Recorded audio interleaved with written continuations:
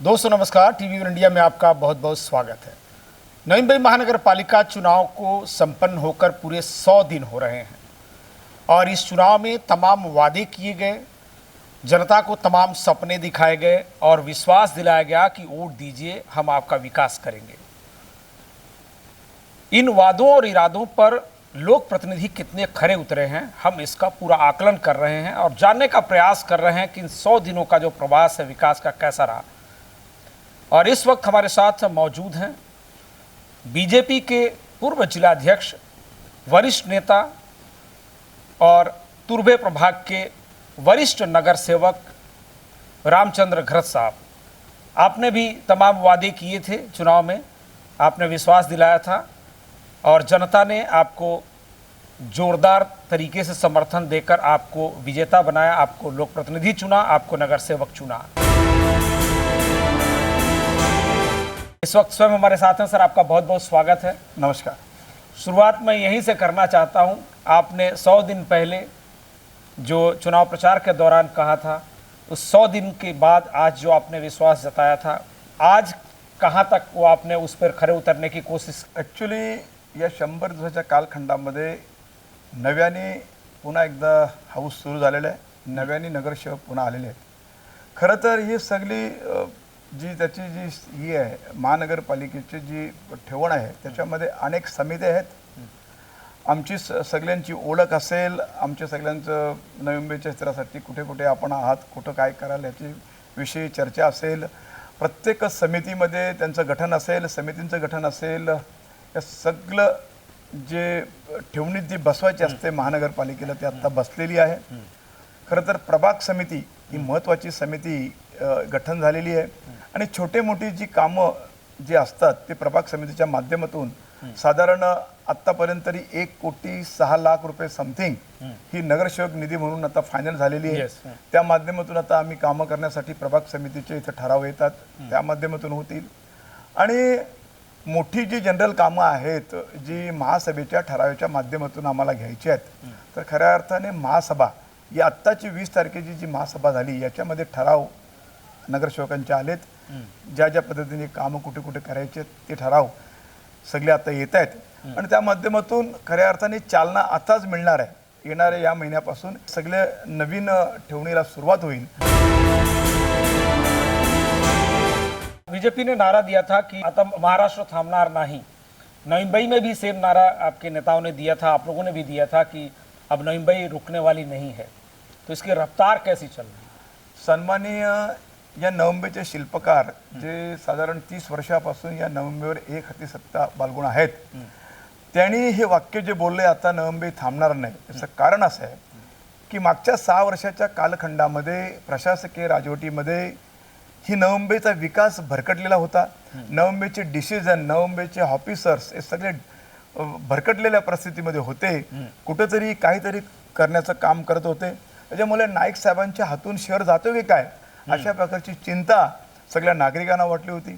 नागरिक वाट बघत होते कधी एकदा निवडणुका येतात आणि आम्ही सगळे मिळून नाईक साहेबांना भरघोस मताने निवडून देतोय। आणि मग त्या पद्धतीने आत्ता ज्या पद्धतीने आमचं भारतीय जनता पार्टीचं इथं महापौर आले आहेत, म्हणूनच आता आमच्या माध्यमातून पुन्हा एकदा नवी मुंबई थांबणार नाही विकासाच्या माध्यमातून। त्याची प्रचिती तुम्ही 2 सभेमध्ये पाहिली असेल की ब्रिजच्या कामासंदर्भामध्ये आत्ता मागे ठराव झाला, बीओटीच्या पद्धतीने आपल्याला ते करायचं आहे, नाला विजन येतोय, मोठे मोठे प्रोजेक्ट एका लाईनने येण्याचं करतायत। फक्त तुम्हाला 2 ते 3 महिन्यात अजून थोडं थांबावं लागेल, कारण ही जी प्रोसिजर असते या प्रोसिजरने सगळं काही गोष्टी चालतायत आणि म्हणून येणाऱ्या कालामध्ये निश्चितच नवी मुंबई थांबणार नाही असं मला वाटतं।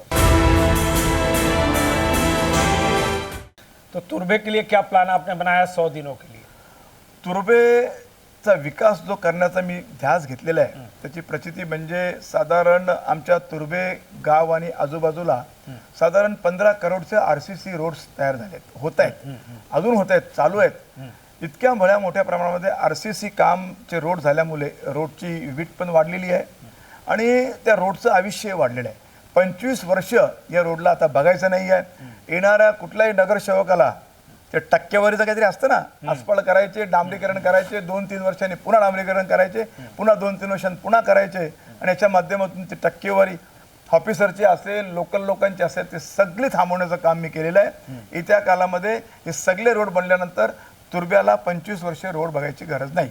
आणि येत्या कालखंडामध्ये आम्ही तलाव विजन असेल, आमची व्यायामशाला असेल, आमचे स्कूल असतील, अनेक उरलेले फुटपाथ रोड असतील, या सगळ्या संदर्भामध्ये येत्या सभेमध्ये ठराव पास करून लवकरात लवकर ही देखील कामं अशी करणार आहोत की माझी ही 3री टर्म आहे, 4थ्या टर्मला मला लोकांच्या घरी जाण्याची गरज पडणार नाही अशी स्थिती निर्माण करून ठेवेन.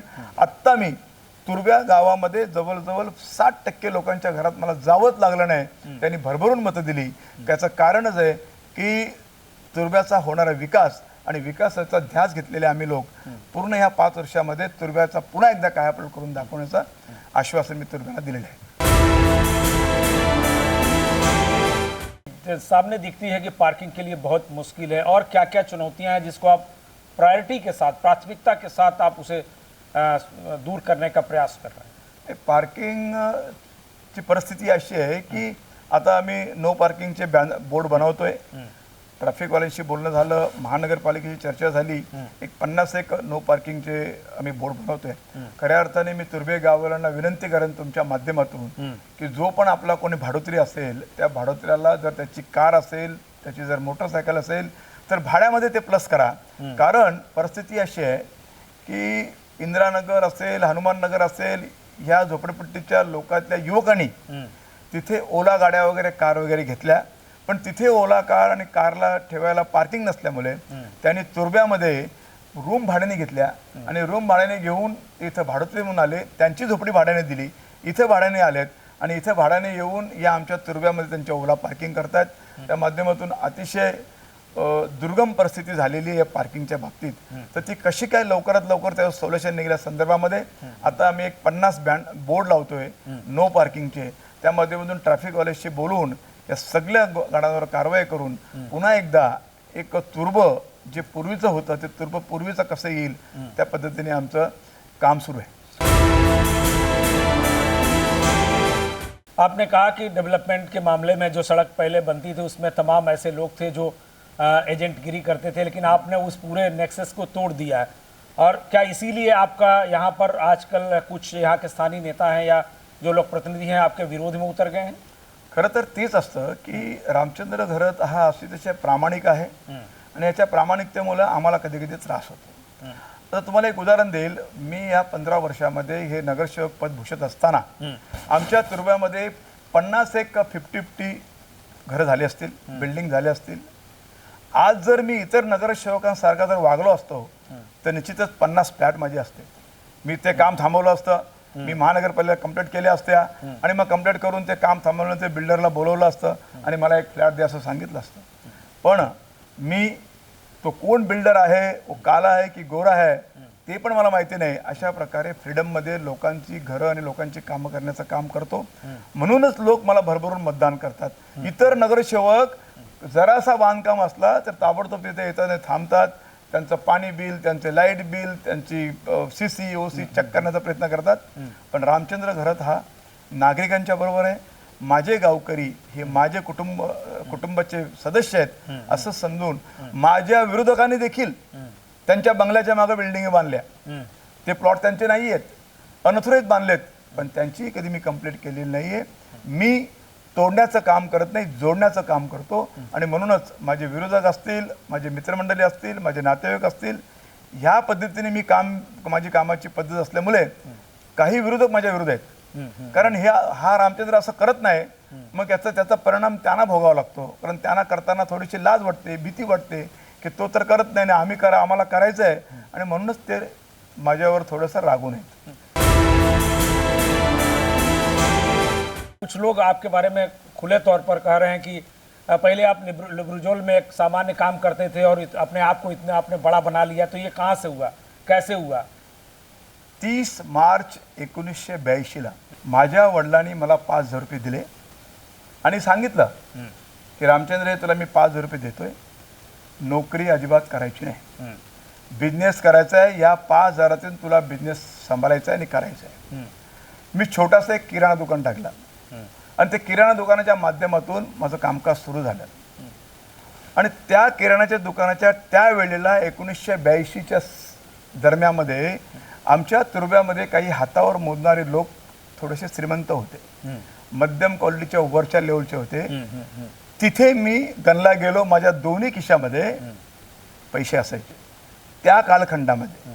तेव्हापासून मी किराणा दुकानात चालवतो आणि किराणा दुकान म्हणजे एक मोठा माणूस त्यावेळेला संबोधायचा. त्या किराणा दुकानाच्या माझ्या दुकानावर मोठे मोठे आजचे राजकीय लोक उधारीने सामान घ्यायचे. उधारीने सामान घेताना माझ्या बुकमध्ये लिहायला सांगते, रामचंद्र सेठ माझ्या जरा 5,000 रुपये माझ्या माणसाला द्या, माझ्या खात्यात लिहून ठेवा. अशी ज्यांची परिस्थिती होती त्यांच्या परिस्थिती देखील मी सांभाळल्या. आणि म्हणून मी दुकानाचं काम करत असताना मी क्रिकेट खूप छान खेळायचो. क्रिकेट खेळत असताना मी माझ्या वडिलांना सांगितलं की मला जरा लुब्रिझोलला तुम्ही तिथे हात, तुमची रिस्पेक्ट आहे, तुम्ही आमच्या 2-2, 3-3 आमच्या चुलत भावांना तिथे कामाला लावलेत, तर मी SSC पास आहे, मला पण तिथे नोकरी मिळावी. तुम्हाला नोकरी नाही करायची. नोकरी करण्यास स्पष्ट विरोध करणारे माझे वडील, त्यांची दूरदृष्टी, आणि त्याचा आज मला खूप मोठा फायदा आहे. मग लुब्रिझोलमध्ये कामाला जेव्हा मी तगादा लावला तेव्हा मी त्यांना स्पष्ट सांगितलं, आईला पण सांगितलं की मी क्रिकेट खेळतो, मला तिकडे क्रिकेट खेळायचं आहे, ती टीम आहे, ती क्रिकेटची टीम पुढे जाते आणि तिथं मला चान्स मिळाला तर बरं होईल. मग माझ्याकडून माझ्या वडिलांनी स्पष्ट हे करून घेतलं की तुला मी तिथे ट्रेनिंगसाठी लावतो, ट्रेनिंगसाठी लावण्यास सांगतो, तू ट्रेनर बनून तिथे राहा, 2 वर्षामध्ये तुझी ट्रेनिंग पुरी होईल, तोपर्यंत तुला क्रिकेटमध्ये जाता आलं पुढे तर जा, पण पुन्हा कंपनीत काम करायचं नाही. अहो त्यावेळेला मी बघत होतो, जे आज मला बोलतायत ना लुब्रिझोलमध्ये कामाला होता, ते हेल्पर होते हो. असे हातात पाणी घ्यायचे, पाणी घेऊन ते एक नट बोल्ट खोलण्याचं काम करतात. त्यावेळेला मी ऑपरेटर होतो तिथे ट्रेनी म्हणून. त्यांना हे समजायला पाहिजे, त्यांनी जी वाच्यता करतायत ती 20 ते 25 वयोगटातली पोरं टाळ्या होत होतात. त्यांना काय माहिती हिस्ट्री काय, रामचंद्र घरात कोण होता. त्यांचीच लोक, त्यांचीच मोठी लोक, सिनियर लोक मला पुढे काय होईल माहिती नाही, पण मला लक्ष्मीपुत्र म्हणायचे कि रामचंद्र घरता लक्ष्मीपुत्र है. आपके बारे में बहुत सीधा आरोप लगाया गया है कि आप यहाँ तुर्भे का बाप बनने की कोशिश कर रहे हैं. अब आप जवाब दीजिए. मी कुठल्याही तुर्ब्याच्या कुठल्याही माणसाचा ना दादा आहे, ना बाप आहे, ना मोठा बंधू आहे. मी सगळ्यांचा मिडल कास्ट आहे, मी छोटा बंधू आहे, मी माझ्या गावातल्या सगळ्या भगिनींचा भाऊ आहे, पोरगा आहे, आणि माझ्या सगळ्या लहान भगिनी आमच्या ज्या आहेत त्यांचा बापासारखा पोरगा आहे, म्हणजे आदर्श बापासारखा.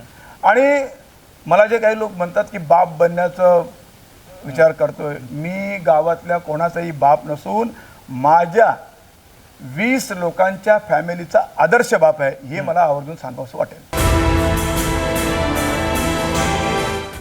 एक चीज और आपके बारे में बहुत संगीन आरोप है. कई लोग यही कहते हैं कि आपको हमने बनाया. आपने नाम भी सुना होगा, भाषणों में भी क्लियर तौर पे कहा गया कि रामचंद्र घरत को बनाने वाला मैं हूं या हम लोग हैं. हे सगळं त्यांना माहिती आहे, सगळी स्थिती त्यांना माहिती आहे, पण लोकांना गुमराह करण्याचं काम करतायत. 1982ला मी किराणा दुकानाच्या माध्यमातून खूप मोठ्या प्रमाणामध्ये माझ्या हातात पैसा खेळला, मला त्यांचेच लोक लक्ष्मीपुत्र म्हणायचे. 1990 पासून मी या एक्सकॅव्हेशनच्या बिझनेसमध्ये आलो. माझ्याकडे पोकलन्स मशीन आहेत, भरपूर पोकलन्स मशीन आहेत आता. माझ्याकडे JCP हे सगळं चालतं. बऱ्याच राज्यामध्ये जाऊन मी माझ्या पोकलनच्या माध्यमातून धरणाची कामं केली, कॅनॉलची कामं केली. बऱ्याच महाराष्ट्राच्या बऱ्याच ठिकाणी मी ही अशी कामं केली. ऑप्टिकल फायबरची MTNLची कामं केली असतील, दुर्गम भागामध्ये जाऊन कामं केलेले आहेत, गोव्याच्या पुढे जाऊन कामं केलेली आहेत. आणि हे म्हणतात आम्ही मोठं केलं. अहो तुम्ही मोठं केलं तर तुमच्याबरोबर असणारे 100 लोक लयास कसे गेले. एकच रामचंद्र घरात कसा मोठा होऊ शकतो, तो त्याच्या कर्तृत्वाने मोठा झालाय, हे तर मान्य करायला हरकत नाही ना. तुम्ही हे मान्य केलं पाहिजे. तुम्ही विरासत घेऊन आलात. माझ्या वडिलांनी मला संस्कार दिलेत, विरासत नाही दिली, संस्कार दिले. त्या संस्काराच्या माध्यमातून मी बोलतोय. एक दिवशी मला एक माणूस म्हणाला आला की आता आपण पार्टनरशिपमध्ये राहायचं नाहीये, आपल्याला अलग व्हायचं आहे. तर मी बोला वेल अँड गुड, काही टेन्शन नाही. मला काय आहे, आमचा अर्धा ग्लास खालीच आहे. मी बोला माझा अर्धा ग्लास भरलेला आहे. क्या बात. माझा अर्धा ग्लास भरलेला आहे, मी खुश आहे आणि चांगल्या पद्धतीने माझ्या कुटुंबाबरोबर आहे. तेवढाच एक जण बोलला मध्ये की शेवटी आपण तर ह्या नेत्याच्या माध्यमातूनच आहोत. बोले एकतर दोन मोठी माणसं बोलतायत, तुला हे बोलायला नाही पाहिजे होतं. त्याचं उत्तर असं आहे की जोपर्यंत माझ्या अंगामध्ये रक्ताचा एक थेंब असेपर्यंत मी माझ्या कुटुंबाला पोसणार आहे, माझ्या पोराबाळांना पोसणार आहे, कोणीही पोसणार नाही. पार्टनरशिप ही गोष्ट लांबची आहे. काम करणं आणि कामाला देव मानणारे आम्ही माणसं आहोत. त्याच्यामुळे काही गोष्टी लोकांनी कितीही बोललं की मी मोठं केलं, मी मोठं केलं, मग तुमच्याबरोबर असणारे लोक असे लयास का गेलेत? कोण रस्त्यावर दारोड्या म्हणून फिरतोय, कोणाला काही राहायची व्यवस्था नाही राहिली, कोणाला खायची व्यवस्था नाही, मग त्यांना पहिले मोठ्या करा. काहीतरीच लोकांवर आरोप करून या 20 ते 25 वर्षाच्या पोरांना गुमराह करून त्यांच्याकडून टाळ्या वाजवून घेता का? म्हणून आपण एक आदर्श माणूस बनण्याचा प्रयत्न करूया. आणि म्हणूनच आम्ही या तुर्ब्यामध्ये आदर्श व्यक्तिमत्व म्हणून गणला गेलोय आणि माझ्या कुटुंबाच्या 20 माणसांचा आदर्श बाप म्हणून गणला गेला. क्या वजह है कि सब लोग रामचंद्र घरत के पीछे पड़े हैं, सब उनको कर्टेल करने की कोशिश कर रहे हैं? क्या है आखिर एक्चुअली रामचंद्र घरत हा प्रामाणिक माणूस आहे. रामचंद्र घरत हा नम्र माणूस आहे. रामचंद्र माणूस हा कष्टाचा माणूस आहे आणि रामचंद्र घरत हा सगळ्यांच्या सुखदुःखाला जातो. रामचंद्र घरत 2 वर्षाच्या मुलापासून ते 80 ते 85 वर्षाच्या बुजुर्गपर्यंत अतिशय नम्रपणे वागतो. हेच काही लोकांना खटकत नाही. हे लोकांना न खटकल्यामुळे आत्ता स्थिती अशी आहे की माझ्या मुले यांना यावं लागते. कोणी कोणाच्या कार्यक्रममध्ये पूर्वी येत नव्हते, कोणी काय नव्हते, पण मी जातोय म्हणून त्यांना यावं लागतंय. तर त्यांना जो त्रास आहे ना, त्या त्रासामुळे ते तसं बोलतायत. पण लोक सगळं समजून आहेत. एवढं काही असताना, इतके लोक विरुद्ध असताना देखील 2000 मताच्या वर जाऊन मी जिंकून आलो. खऱ्या अर्थाने 1500ची आघाडी तुर्ब्या गाववाल्यांनी मला दिली. म्हणून तुर्बा गाव आणि तिकडचं आमचं कोपरी गाव या गावाने आम्हाला मोठ्या प्रमाणात आघाडी दिली. याचा अर्थ नवंबेच्या प्रकल्पग्रस्तामध्ये गावोगावामध्ये माझा चेहरा हा एक चांगला प्रामाणिक माणूस म्हणून गणला गेलेला आहे. म्हणूनच तर लोक माझ्या मागे आहेत. आपका जो चुनाव चल रहा था उस वक्त आप बहुत नाराज हुए. आपकी ही पार्टी के कुछ लोग आपको कमज़ोर करने की, चुनाव में हराने की कोशिश कर रहे थे. आपने उस वक्त बहुत गुस्सा दिखाया था. क्या चाहते थे? एक तो क्या मैं आपको बोलूँ, माथाडी नेता है, त्याला एक तर तो आमच्याच पार्टीचा माणूस, आमच्या नेत्यांचं नाव त्यांनी इथं लिहिलं आहे आणि भारतीय जनता पार्टीचा प्राण असणारा आमचा मुख्यमंत्री फडणवीस साहेब यांचं नाव लिहून तो इथे त्यांच्या विरोधात भाषणं देऊन, त्यांच्या पार्टीच्या विरोधात भाषणं देऊन मतं फिरवण्याचं काम करतो. मी तर खरं सांगेन, तो माथाडी नेता नाही आहे. दिवसभर स्टेटसवर बोलणारा माणूस का नेता असू शकतो का? माथाडी नेता इथं एकच आहे, शशिकांत शिंदे साहेब, जो की मी त्यांना खूप जवळून ओळखतो. त्यांच्या मागच्या कालखंडामध्ये त्यांच्या बरोबर असायचो.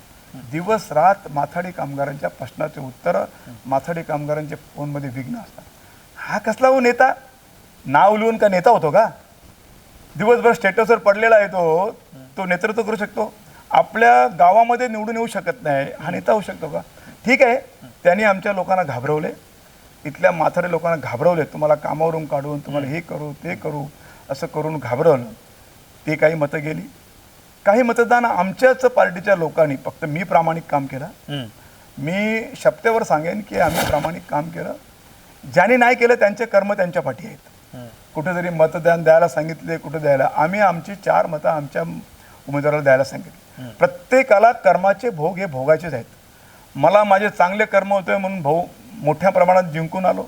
नाहीतर तर आमचे मोठे लोक पण त्यांचे स्टाफ इथे, त्यांचे कामगार इथे लावले होते. त्यांचे कामगार स्टाफची पोरं पोरी इथं आले होते प्रचार करायला. त्यांनाही त्यांचे कर्माची फलं भेटतील. म्हणून माणसाने मी प्रामाणिक वागावं, चांगले कर्म करावं, त्याचं फळ अगदी चांगलं आहे. आज मी सगळ्या गोष्टींनी सुखी आहे. समोरचे जे कर्म नीट करत नाही त्यांचं दुःखच दुःख चालू आहे. आम्ही आमच्या कुटुंबाबरोबर सुखी आहोत. आमचा बिझनेस चांगला आहे, आमचे कॉन्टॅक्ट्स चांगले आहेत, लोक आम्हाला रिस्पेक्ट करतात. हे कशामुळं? हे कर्मामुळे. कर्म चांगले ठेवले तर होतं. अशा वाईट कर्मामुळे ठीक आहे, तुम्ही आला असाल, जिंकला असाल, तुम्ही पुढे गेला असाल, पण ते तात्पुरतं सुख आहे, लॉंग टाईमचं नाही आहे. अख्खी नवंबी थुतू करते ना. मला भेटतात ना लोक, नवंबीत थुतू करतायत ना की तुम्ही असं कसं गद्दारी केली. आणि म्हणून आज न उद्या त्यांचं फळ आहे. आता तो कोणतरी आला होता नेता, त्याने आमच्या विरुद्ध हे केलं, गावात जाऊन त्याला 1000 मतांनी पडावं लागलं. हे कर्म, हे कर्माची फळं प्रत्येकाला भोगावी लागणार आहेत. त्याच्यामुळं मला काही चिंता नाही. आणि नगरसेवक बनणं हे काय माझं शेवटचं ध्यास नाही आहे. नगरसेवक झालंच पाहिजे असं काय नाही, कारण नगरसेवक हा माझा धंदाच नाही आहे ना. नगरसेवक मी लोकसेवा करण्यासाठी करतोय. बाकी नगरसेवक मला काही पैसे तर कमवायचेच नाही आहेत. म्हणून तुम्ही किती अदलापट करा, रामचंद्र घरातलाच तुर्ब्याचे लोक पुढे करतील आणि तुर्बे मला जिंकून देईल असं मला वाटतं. रामचंद्र घरत नगर सेवक नहीं बनना चाहते, सिर्फ लोक सेवा के लिए, लेकिन रामचंद्र घरत के का जो हक है वो बहुत बड़ा था. उस वक्त जब बीजेपी कुछ भी नहीं थी यहाँ, उस वक्त आपने इस बीजेपी को इस मुकाम तक लाया. लेकिन इसके बावजूद भी कई लोग कहते हैं कि रामचंद्र घरत जी ने बीजेपी के लिए क्या किया. जो कुछ करते नाही ना वही असे बोलते. बीजेपी चालवत असताना झिरोपासून ते इथपर्यंत आणण्याचं काम माझ्याच कारकिर्दीत झालं. एक नगरसेवकापासून 62-63 नगरसेवकापर्यंत जे कसे पण आले असतील माझ्याच कारकिर्दीत झाले. 2 वेळेला खासदार, 2 वेळेला आमदार इथे बीजेपीचे आले, माझ्याच कार्यकिर्दीमध्ये आले. आणि म्हणून कुठं ना कुठं ह्या सगळ्या लोकांना मान्य करावं लागेल की भारतीय जनता पार्टीचं अध्यक्षपद स्वीकारताना, आणि विशेष म्हणजे आज पण तुम्ही इथे बसला आणि प्रदेशामध्ये विचारू शकता की बीजेपी पार्टी चालवताना रामचंद्र घरतनी कुठून फंड घेतला का आणि कोणाला दबाव टाकला का आणि कोणत्या पावत्या फाडल्या का, तर तुम्हाला उत्तर नाहीच येईल. नाहीच येईल, कारण बीजेपी ही जीव का प्राण म्हणून मी काम केलं. कारण मी त्या पदावर होतो. त्या पदावर काम करण्यासाठी करोडो रुपये संपवले आणि ते काम करून दाखवलं. आणि आज बीजेपीचे आमदार, बीजेपीचे मंत्री, बीजेपीचा महापौर, बीजेपीची सत्ता, या सगळ्या गोष्टीचं खऱ्या अर्थाने मला बेनिफिट नाही दिलं तर चालेल, पण माझ्या कार्यकर्त्यांना बेनिफिट दिलं गेलं पाहिजे. माझ्या कार्यकर्त्यांनी दिवस रात काम केलं. त्या कामाच्या माध्यमातून आम्ही हे विजय प्राप्त करू शकलो. रामचंद्र घरत 200 मतं फिरू शकत नाही का? रामचंद्र घरतने 200 मतं फिरवली तर 400 मताचा फरक समोरच्याला पडतो ना. म्हणजे कित्येक लोक निवडून येऊ शकले, ते रामचंद्र घरतच्या मुले निवडून येऊ शकले. हे असं वक्तृत्व देवेंद्र फडणवीस, प्रसाद लाड आणि संजय उपाध्याय आम्ही एकत्र बसताना असा शब्द देखील बाहेर पडला की रामचंद्र घरत हा 200 मते फिरू शकत नाही का. मग 200 मतं जर त्यांनी फिरवली असती तर 400 मताचा समोरच्याला फायदा झाला असता आणि समोरचा माणूस निवडून आला असता. पण आम्ही प्रामाणिक आहोत. आम्हाला प्रामाणिक काम करायचं आहे. ज्या माणसाला आम्ही जिंकून देतोय त्या माणसाचं आम्हाला कधी मत पण नाही. मत तर नाही, आमच्या विरोधात कठीर कारस्थान करणं, त्यांचा स्टाफ इथे काम करून स्टाफने आमच्या विरुद्ध काम केलं, हे अशा प्रकारचं कर्म हे प्रत्येकाला भोगावे लागतील. आणि आमच्यासारख्या प्रामाणिक माणसाचा विजय निश्चित आहे. एक आपने वादा किया था जब आप जिलाध्यक्ष थे उस वक्त कि बीजेपी का जनसंपर्क कार्यालय यानी मुख्यालय हम तैयार करेंगे. आप गए, आज तक बीजेपी का मुख्यालय नहीं बन सका. दुनिया की सबसे बड़ी राजनीतिक पार्टी और एक सैटेलाइट सिटी में जहां उसकी खुद की सत्ता है, खुद का महापौर है, खुद की पार्टी मजबूत है, एक ऑफिस क्यों नहीं बन पा रहा है? काहीतरी कटू सत्य असतात. कधी कधी हे कटू सत्य मला बोलावे लागतील की जेव्हा आम्ही देवेंद्र फडणवीस आले 2019ला, तेव्हा त्याचं भूमिपूजन झालं. आम्ही भूमिपूजन केलं. आमचे त्यावेळचे महामंत्री विजय घाटेजी हे सगळ्या बिल्डिंगचं बघत होतं. त्या कालखंडामध्ये CC-साठी त्यांनी खूप प्रयत्न केले आणि मग CC वगैरे येणार होती. त्यावेळेला आमच्या या सगळ्या प्रक्रियामध्ये आमच्याकडे बिल्डिंग जितके महाराष्ट्रामध्ये ऑफिसेस बनतात त्याच्यासाठी ज्यांची नेमणूक केली ते माझ्या घरी आले. कसं करायचं, कसं काय करायचं, तर मी त्यांना बोललो की मी ॲज अ जिल्हाध्यक्ष म्हणून मी बिल्डिंगचं काम करतोय, तर मला तुम्ही राईट्स द्यावे, माझ्या खर्चाने बिल्डिंग उभारतोय. तर ते असे बोलले की नाही आमच्या पार्टीमध्ये, आपल्या पार्टीमध्ये असं चालत नाही, पूर्वीची गोष्ट आहे 2019ची.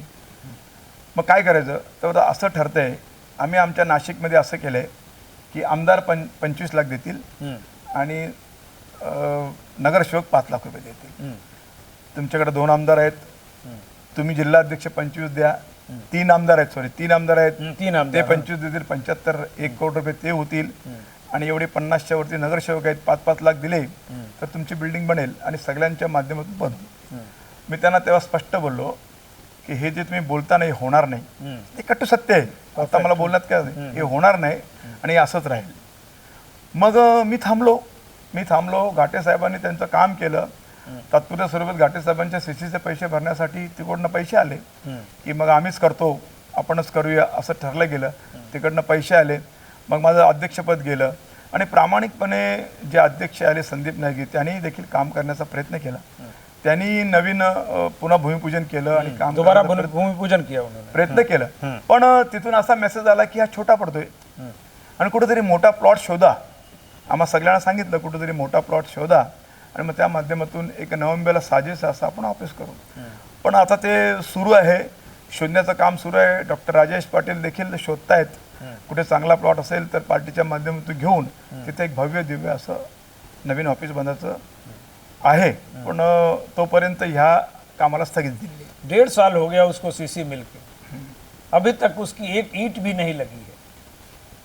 जिलाध्यक्ष इस पे बोलने के लिए तैयार नहीं है. इसलिए हमने ये सवाल आपसे पूछा कि क्या अभी इसकी कुछ गुंजाइश है. नहीं, कार्यकर्ता बाहर जाके बैठ रहे हैं, भटक रहे हैं, उनको बैठने की कोई जगह नहीं है. कांग्रेस का कम से कम हाशिए पर गई हुई पार्टी का कार्यालय है, लेकिन सबसे बड़ी पार्टी का कार्यालय ही नहीं है.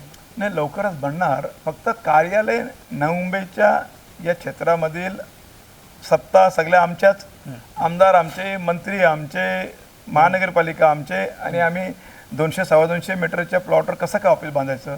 आमचे नगरसेवक एवढे आहेत, त्यांना बसण्याची जागा, मिटिंग घेण्याची जागा झाली पाहिजे. आमचे कार्यकर्ते भरभरून आहेत, त्यांची व्यवस्था झाली पाहिजे. म्हणून मोठा प्लॉट आम्ही शोधतायत. मोठा प्लॉट भेटला तर निश्चितच एक भव्य दिव्य असं ऑफिस बनेल, पण लवकरात लवकर बनेल. चलिए यकीन करते हैं. महानगर पालिका पे आते हैं. इस बीच सत्तारूढ़ बीजेपी और कमिश्नर दोनों के बीच में शिक्षा धोरण और दूसरे कई प्रस्तावों को लेकर जमकर टकराव चल रहा है. आप इसे कैसे देखते हैं, एक वरिष्ठ नगर सेवक के तौर पर? परिस्थिती अशी आहे की मागच्या कालखंडामध्ये 25 वर्षामध्ये काही चुकाही झाल्या.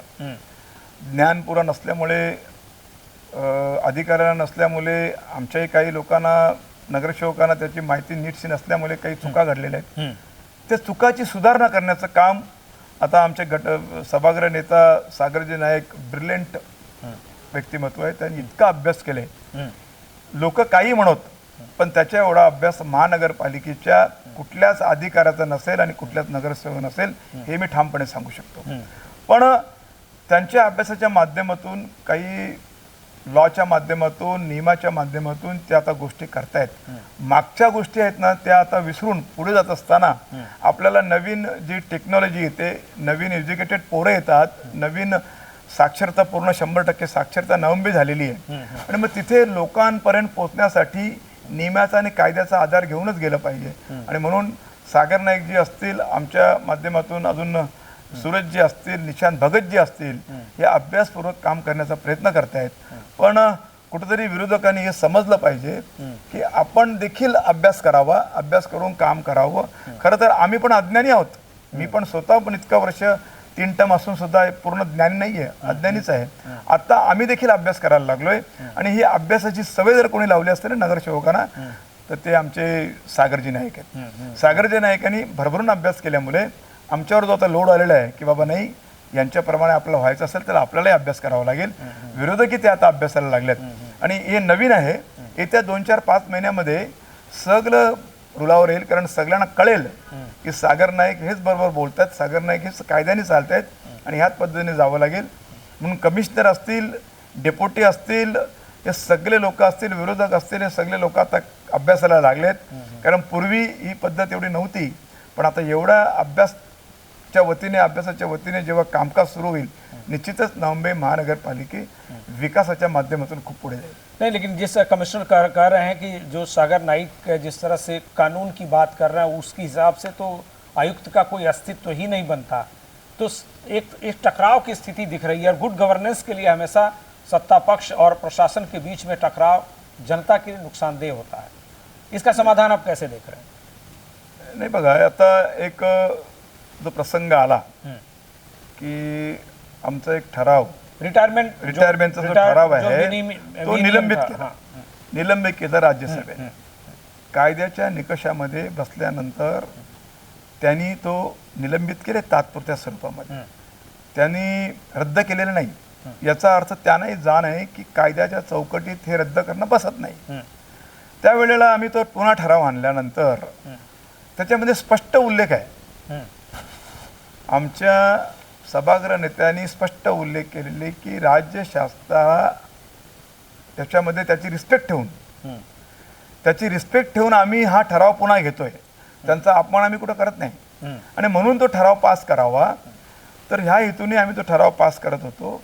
त्यावेळेला कमिशनर साहेब रागवले की बाबा मी काय माझ्या घरचं बोलत नाही, मला माझ्या शासनाच्या बरोबर पण जावं लागेल. त्यांचंही ते शासनाबरोबर आहेत, पण शासनाला पटवून देण्याचं काम पण त्यांचंच आहे. येस, आम्ही अधीन राहून केलेलं आहे. शासनाला याला निलंबितला अधीन राहून करतोय, त्यांची रिस्पेक्ट ठेवून करतोय. या वाक्याला खूप मोठं महत्व आहे आणि ह्या वाक्याच्या माध्यमातून ते आम्ही पास केलेलं आहे. तर मी त्यांना तुमच्या माध्यमातून कमिशनरना विनंती करेन की आमची बाजू मांडण्याचं काम तुम्ही शासन दरबारी करावं आणि त्या माध्यमातून हा ठराव पास करून घ्यावा अशी त्यांना देखील विनंती करतो. एक नारा दिया गया था कि नईम भाई अब अपग्रेड होगी, नागरिक सुविधाओं के लिहाज से इंडिया का, भारत का सेकंड लिवेबल सिटी हमने नईम भाई को देखा है, ये जो पुरस्कार मिला है. अब आपकी नज़र में ये और क्या अपडेट होने वाली है, क्या अपग्रेड होने वाली है? नाही, हेच आहे ना की आता नियमाने काम चालेल, कायद्याने काम चालेल आणि त्या माध्यमातून ते अपडेट होईल. कसंही कोणीही काही करू शकत नाही. पूर्वी आता आमच्याकडे शौचालय आहेत, छोटे मोठे बरेचसे बांधकाम आहेत.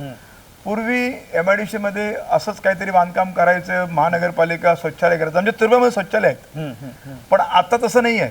आता तुम्हाला टाउन प्लॅनिंगमध्ये जावं लागेल, तिथे ती जमिनीचा स्टेटस बघावं लागेल. स्टेटस पाहिला तरच CC भेटेल. म्हणून टाउन प्लॅनिंगचं पूर्वी काहीच नव्हतं. पूर्वी टाउन प्लॅनिंग हस्तक्षेप पण करत नव्हती. कुठेही आम्ही उतारी बांधायचो, कुठेही आमची इमारत बांधायचो, पण आता लगाम आलं. तशाच प्रकारच्या ज्या काही गोष्टी आहेत त्या सिडकोच्या माध्यमातून आपल्यावर लादल्या जातात, त्यालाही लगाम लावण्याचं काम या सगळ्या अपडेटच्या माध्यमातून, कायदा आणि निकषाच्या माध्यमातून होणार असं मला याच्यामधून पूर्ण विश्वास वाटतो.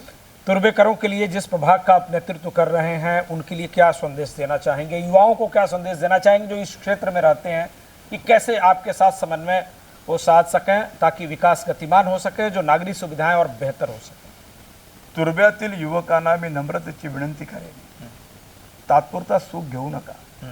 लॉंग टाईमचा सुख कसा घेता येईल ह्या माध्यमातून विचारपूर्वक कोणाबरोबर जायचं, कोणाबरोबर आपण थांबायचं, कोणाबरोबर राहायचं, हे सगळं विचारपूर्वक केलं पाहिजे.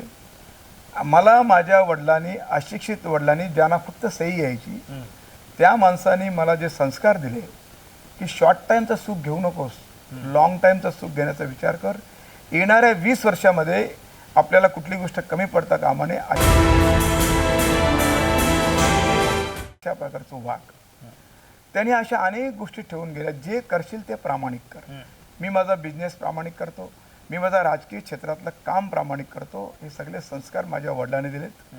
मी माझ्या सगळ्या युवकांचा एक मोठा भाऊ म्हणून त्यांना रिक्वेस्ट करेन की तुर्ब्याचा ग्राउंड म्हणजे तुर्बा नव्हे.